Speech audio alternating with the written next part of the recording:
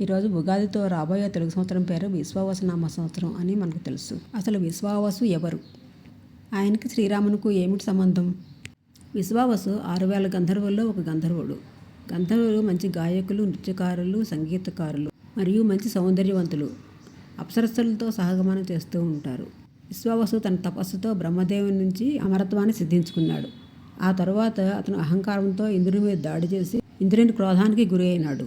ఇంద్రుడు తన వజ్రాయుధంతో విశ్వాసుని చేతులని తొడలని శరీరంలో తోసివేశాడు. దీంతో విశ్వాసుడు చేతులు తొడలు లేని వికృత రూపం పొందాడు.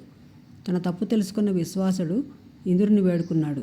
ఇంద్రుడు కరుణించి తనకి 2 పొడవైన చేతులతో పాటు పొట్టపైన భుజించుటకు వీలుగా ఒక నోటిని ఇచ్చాడు. అలా విశ్వావసు కబంధుడై అరణ్యంలో జీవించాడు. అతను భయంకరమైన ఈ రూపం ధరించి వనాల్లో ఉండే మునులను భయపెడుతూ వచ్చాడు. ఇలా చేస్తూ ఉండగా ఒకసారి స్థూలశిరుడు అనే మహాముని తటస్థపడి, నీకు ఈ రూపమే శాశ్వతంగా ఉండిపోవుగాక అని శపించాడు. అప్పుడు ఈ కబంధుడు మునికి క్షమాపణ చెప్పుకొని శాప విముక్తి ఎలాగని అడిగాడు.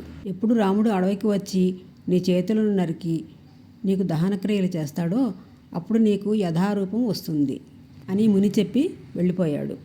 విశ్వావసుడు శాప విమోచనం. శ్రీరాముడు లక్ష్మణుడు సీతను వెతుకుతూ అరణ్యంలో సంచరిస్తూ ఉండగా విచిత్ర రూపంలో ఉన్న ఓ రాక్షసుడు రామలక్ష్మణునికి ఎదురయ్యాడు.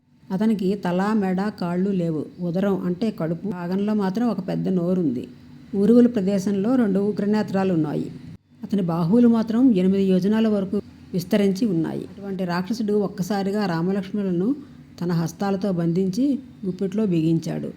దీనికే కబంధహస్తం అనే నానుడి ఉన్నది. భయంకరమైన నోటిని తెరిచి వారిని ఆరగించబోతుండగా రాముడు కుడి చేతిని, లక్ష్మణుడు ఎడం చేతిని నరికివేయడంతో ఆ రాక్షసుడు నేల కొరిగాడు.